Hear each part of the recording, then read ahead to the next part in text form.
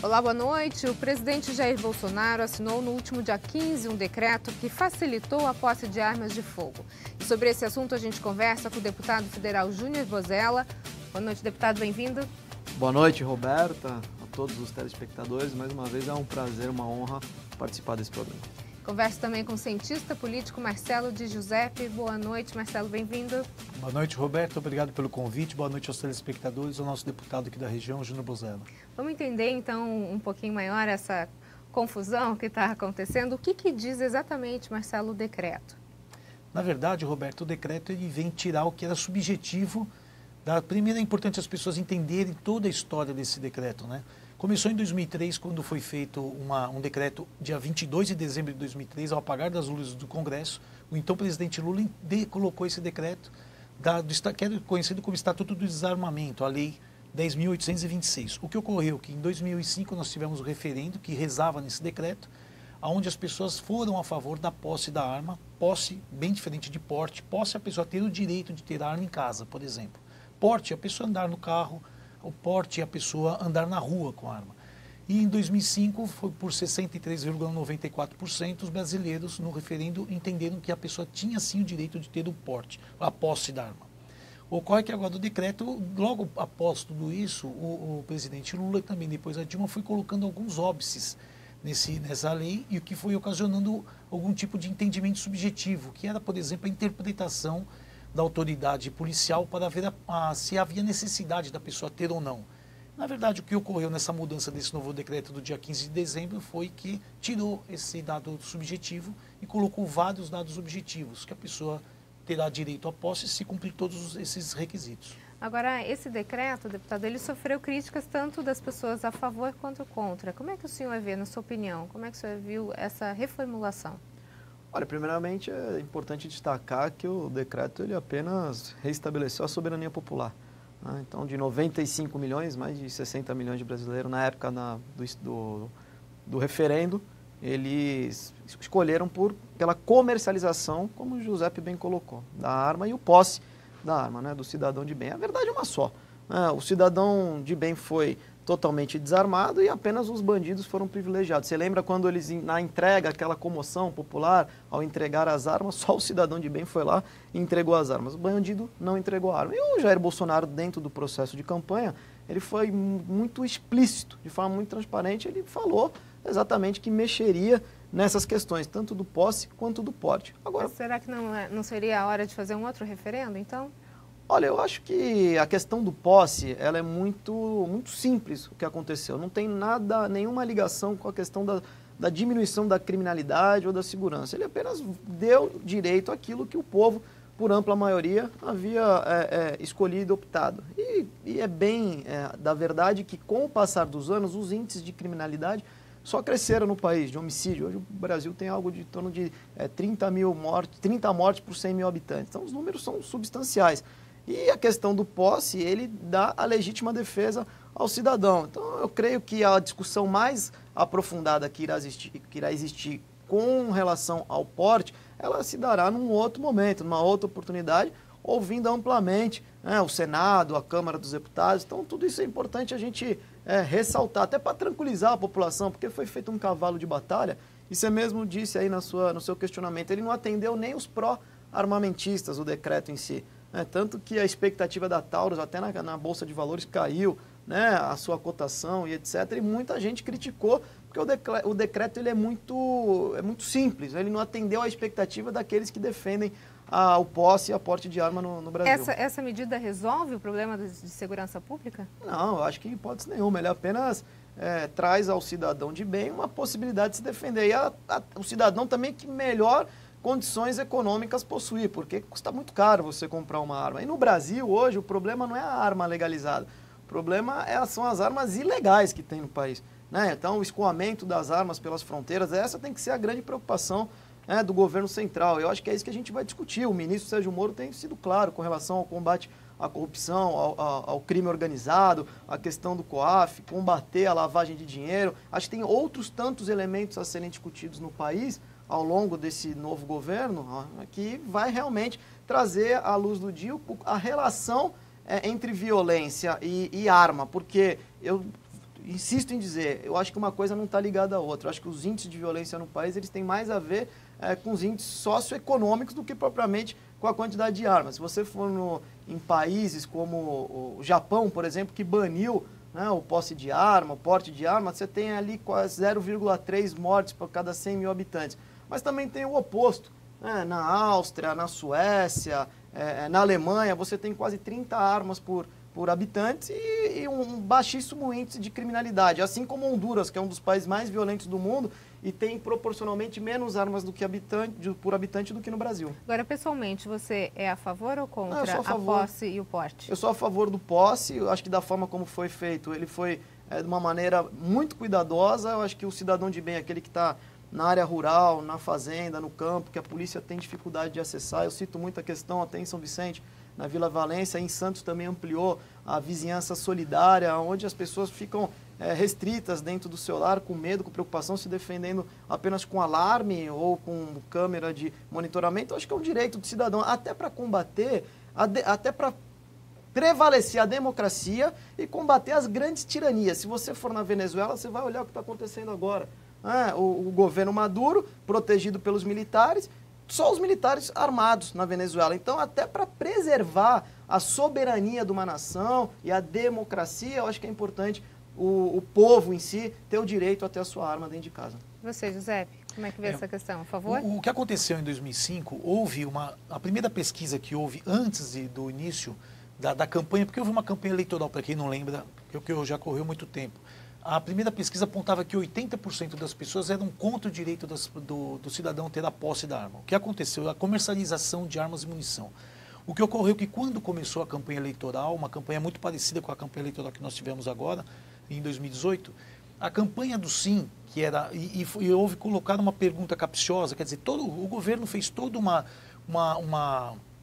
mecanismo para que as pessoas não tivessem direito à posse. Por quê? A pergunta que foi colocada naquele referendo foi a seguinte: você é a favor da proibição da comercialização de armas e munição? Perceba, quando você pensa na palavra a favor, você pensa em alguma coisa positiva, logo vem a palavra sim.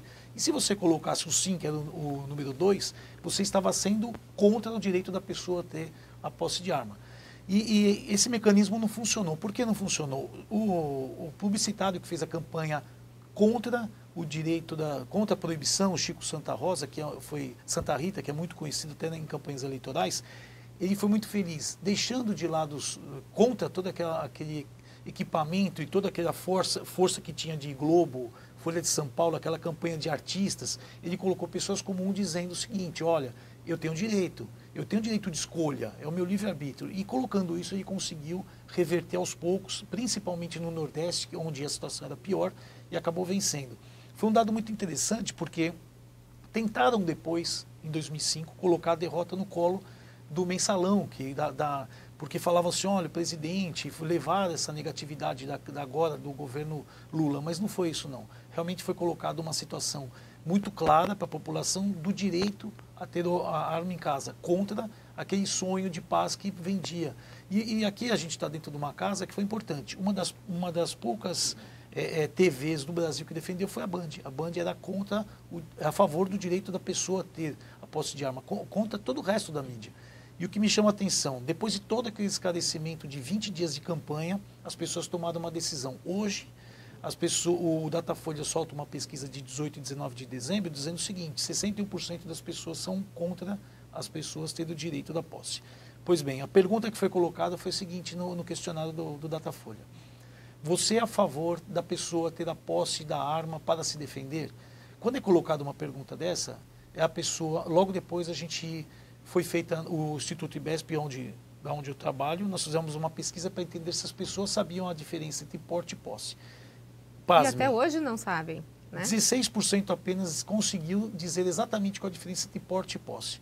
Aí começam a dizer: em 2005 também não sabiam. Não, em 2005 foi muito clara a campanha. Hoje foi se apagando essa campanha, com uma campanha, continuando uma campanha, principalmente por ONGs, colocando que a arma é um mal, como é um objeto. E eu brinco com o pessoal de esquerda, falo assim: olha, Trotsky, que com certeza é um seu ídolo, foi morto com uma picareta.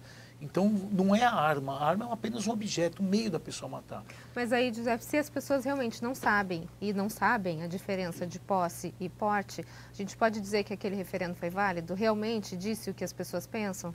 Como eu disse, na campanha de 2005 houve um esclarecimento muito grande naquele momento. E depois disso veio caindo no esquecimento, a gente tem que perceber que as pessoas não pensam em político o dia todo, tirando eu que sou cientista político, o Júnior que é político, os analistas pensam nisso o tempo todo, as pessoas têm outros problemas e vai caindo na mesmice e acabam se confundindo. Então hoje, quando você fala de um novo referendo, eu não sei. Eu sei que se toda vez for reavaliar uma decisão que foi feita, então a gente vai ter que reavaliar a eleição do prefeito das cidades, ficar reavaliando cada vez que tem alguma negatividade de notícia. No próximo bloco a gente continua a falar sobre o decreto de posse de armas. Nós voltamos em instantes. Até já. O ND está de volta. O nosso assunto de hoje é posse de armas. Eu converso com o deputado federal Júnior Bozella e com o cientista político Marcelo Di Giuseppe. Bom, a gente está falando sobre toda essa questão envolvendo, né, uma polêmica, um conflito, enfim. O vice-presidente Mourão, ele disse que o decreto não resolveria o problema de segurança pública e que é apenas um cumprimento de uma promessa de campanha do Jair Bolsonaro. Você acha, o que então resolveria o problema de segurança pública, deputado? Olha, o homem, ele só respeita aquilo que ele teme, isso é óbvio. Então é até bom dissociar uma coisa da outra, essa questão do posse com a segurança pública.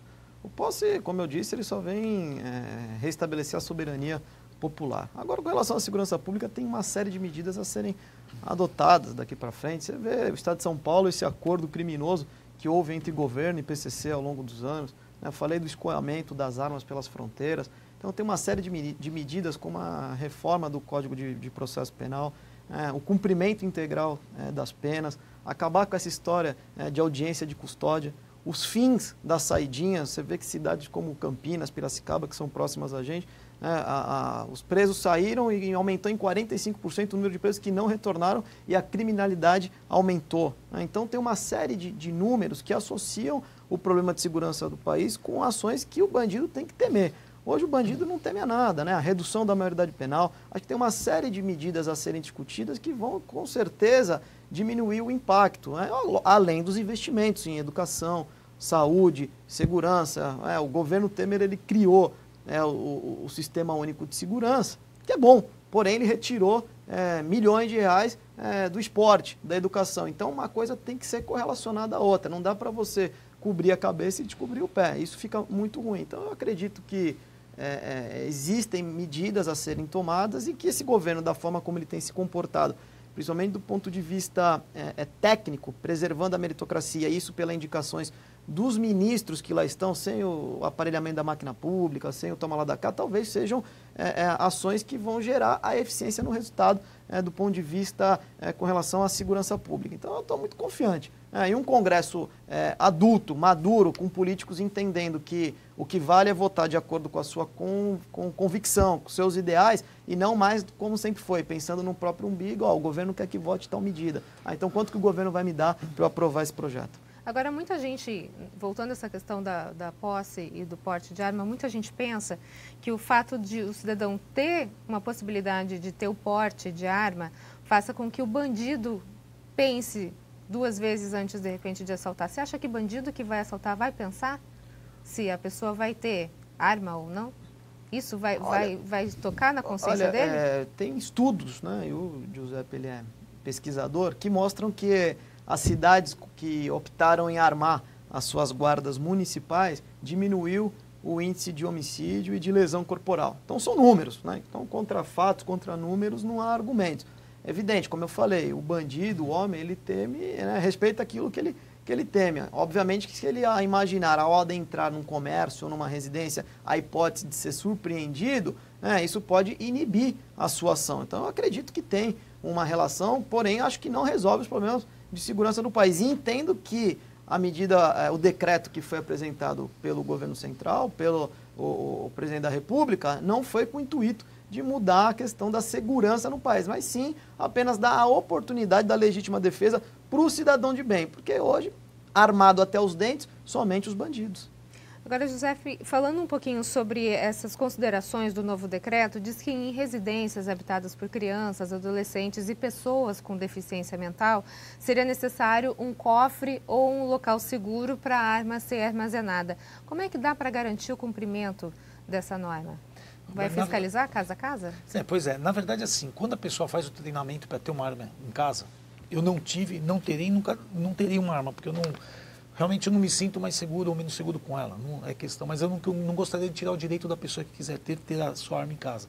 Mas quando a pessoa faz o treinamento para ter uma arma em casa, ela tem todo esse treinamento de como guardar, de como limpar, de como desarmar a arma, como desmontar uma arma. Então, essas coisas objetivas que foram colocadas são realmente foram bem feitas. A questão do cofre, realmente você tem essa dificuldade. Eu gostaria de voltar no comentário que o Júnior fez, que é com relação, quando a gente fala em segurança, é importante entender que a criação do Estado no mundo, na história, foi justamente para mediação de conflito, principalmente.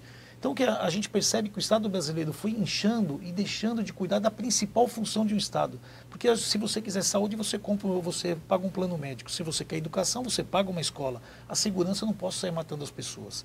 Então, a segurança foi deixada de lado, caindo investimento cada vez mais no Estado e no governo federal. Os municípios, quando fala de armar a Guarda Municipal, é verdade esse dado, quando a arma melhora, só que não é função da Guarda Municipal tomar conta da segurança pública. E eu volto a bater numa tecla que eu venho falando sobre isso há muito tempo. Nós representamos 4% da população do Estado de São Paulo, nós não temos 4% da força policial no Estado. Nós representamos 1% do território do Estado de São Paulo. Eu não sei se nós temos, eu gostaria de saber muito bem. E tem outras coisas na Polícia Militar que eu acho que melhorariam muito. Por exemplo, a aposentadoria as pessoas são muito novas. Eu vou fazer 50 anos de idade, eu não me imagino parando de trabalhar. Eu acho que eu tenho muito a dar ainda para a sociedade. O policial militar também tem muito a dar. Então, acho que muitas mudanças na segurança pública e principalmente investimento, porque são homens que estão lá fardados, precisando trabalhar e que têm famílias, eu acho que o Estado pecou muito nisso. E hoje qualquer reformulação, qualquer coisa que se faça, é mera perfumaria se não chegar e não fazer com que esse homem trabalhe com o carro funcionando. A gente tem aqui no final do ano, você pega a cidade que tem uma viatura da PM quebrada. Sim. Dependendo da prefeitura, a prefeitura não faz isso. Entendeu? Então, acho que assim, falta muito o Estado e o governo federal realmente colocar toda a sua força e colocar dinheiro, deixar de fazer muita coisa. Eu concordo com relação ao esporte, mas assim, o esporte não é a função principal do Estado. Eu acho que as universidades dos Estados Unidos provam isso. Então, eu acho que o Estado... Garantir a segurança de forma que não coloca essa responsabilidade para o cidadão, né? Você se defende. Exatamente isso. É uma oportunidade dele se defender, sim, mas não é uma obrigação dele se defender. Minha. Mesmo essa porque eu acho que eu vou levar uma desvantagem, porque o cara acho que é mais esperto do que eu. E outra, a polícia também não consegue estar onipresente 24 horas. Né? É um detalhe. O Estado tem uma responsabilidade, sim, mas tem um momento que o cidadão está dentro da sua casa, do seu comércio, que ele está desprotegido naquele instante imediato. Okay, no próximo bloco, então, a gente continua a falar sobre posse de armas. Nós voltamos em instantes. Até já. O ND está de volta. O nosso assunto de hoje é posse de armas. Eu converso com o deputado federal Júnior Bozella e com o cientista político Marcelo de Giuseppe. Bom, a gente está falando sobre essa questão da posse de armas. E um dos requisitos agora, e dos apontamentos, é que os estabelecimentos comerciais, donos de estabelecimentos comerciais, agora, eles podem ter a posse da arma no local, né? Agora, vamos imaginar a seguinte situação. Obedecendo a todos os requisitos que se pede, o dono de um buffet infantil tem uma arma dentro do seu estabelecimento, ele julga que entrou uma pessoa que possa fazer mal a alguém e utiliza isso. Como é que fica a questão da segurança das crianças? Eu acho que do ponto de vista da segurança é positivo se o dono do buffet tiver cumprido os requisitos e tiver a condição de ter a sua arma dentro do seu comércio, assim como numa escola e em qualquer outro lugar, porque o papel do cidadão de bem armado com a sua arma registrada legalizada é combater um eventual bandido que adentra aquela residência ou aquele comércio. Agora, o que acontece no Brasil hoje é o contrário, né? O bandido ataca o cidadão de bem e o cidadão de bem não tem como se defender. E vamos citar casos como nos Estados Unidos, que tem aquele tipo de massacres, que eu sei que as pessoas devem estar se perguntando, e tem números interessantes com relação a esse tema. Nos Estados Unidos você tem 80 milhões de pessoas com arma. Lá nos Estados Unidos você pode entrar numa loja e comprar arma. Não é aqui, não é o que vai acontecer aqui no Brasil. O cara, para conseguir comprar uma arma, ele vai ter que passar por todo um ciclo, né? De aprimoramento, cumprir esses pré-requisitos, etc.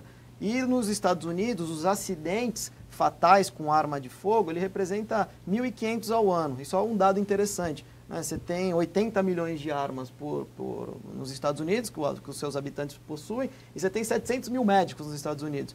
E o erro médico mata 170 mil pessoas por ano nos Estados Unidos. Então, o médico mata mais do que a arma. Eu costumo dizer, quem mata não é a arma, quem mata são as pessoas. Então, a pessoa que vai comprar sua arma, que vai legalizar, ela não vai sair por aí atacando o cidadão de bem. E os crimes hoje, a correlação não é com arma legalizada, é com arma irregular, que há um comércio muito forte no nosso país. Então, é muito claro, o que hoje nós sofremos na nossa sociedade é o problema do cidadão fortemente armado e não do cidadão de bem. Seja para combater um massacre ou um crime. Né? Quantas pessoas dentro da sua residência ou do seu comércio ficam lá acuadas e o bandido pode fazer tudo, pode roubar, matar, estuprar, etc. Então, a posse de arma ela vem justamente para salvaguardar a condição de integridade do cidadão de bem. Agora, continuando esse exemplo do buffet, suponhamos que o dono tenha uma arma, aconteça alguma intercorrência e ele tenha que utilizar. Você falou no bloco anterior, José, sobre a questão de treinamento, né? Todo mundo hoje que tem a posse também tem um treinamento. Como é que é feito esse treinamento? Quanto ele garante a segurança da pessoa e dos que estão em volta? O treinamento não é só em saber ser habilitado, mas também saber quando usar a arma, de que forma usar a arma. Então, o treinamento são em lugares específicos, não é em qualquer lugar. E aí deixa a pessoa certamente mais preparada para o uso da arma. E é importante falar sempre em citação de dados, Roberto, quando a gente fala, por exemplo, de acidentes fatais com crianças em casa com armas de fogo. São em torno de 50 mil acidentes fatais, 50 acidentes fatais, 50 ano. Nós temos, se a gente proibir a arma numa casa, por exemplo, porque por causa de 50 acidentes, nós vamos ter que proibir piscina, que são 10 vezes mais as ocorrências. Então, assim, realmente existe um certo alarme e um alarde com relação à questão da posse de armas. Agora, esse treinamento, ele é dado por quem? É responsabilidade de quem? Do Estado? São entidades que são habilitadas para dar esse treinamento. Nós temos hoje várias escolas de tiro no Brasil habilitadas. Até uma das escolas ficou muito famosa em Santa Catarina, que é onde aquela pessoa que atacou o presidente Jair Bolsonaro com a faca tinha feito treinamento lá, tal, pensando no que a gente não sabe. Assim, o requisito será muito mais complicado. O que aconteceu nessa mudança foi realmente tirar o critério subjetivo. Mas eu acho que a dificuldade para a pessoa conseguir uma arma não vai ficar muito mais fácil tirar uma arma, mas vai ficar mais objetivo o critério, só isso. Mas você acha que agora vai mudar alguma coisa em relação ao porte? A tendência é essa? Tem um detalhe importante que vale a pena destacar. De 2007 para cá, só aumentou o número de homicídios no país. No período quando aprovou o Estatuto do Desarmamento... 2005, houve uma diminuição no começo. Logo depois teve crescimento. Depois teve um crescimento vertiginoso. Agora, com relação ao porte, acho que é uma discussão que tem que ser muito bem aprofundada com o Congresso Nacional, Senado e Câmara. Então, acho que é um assunto mais para frente, até porque agora tem outras pautas que vão tomar a agenda do Congresso a partir do 1º de fevereiro, quando se inicia o ano legislativo, que são as pautas econômicas e principalmente a reforma da Previdência. Muito mais importantes que o desarmamento. Sim, muito obrigada pela participação, José. Obrigado, muito obrigada, deputado. Eu que agradeço. O ND fica por aqui. Uma ótima noite para você. Fique agora com o Jornal da Band. A gente se vê. Até mais.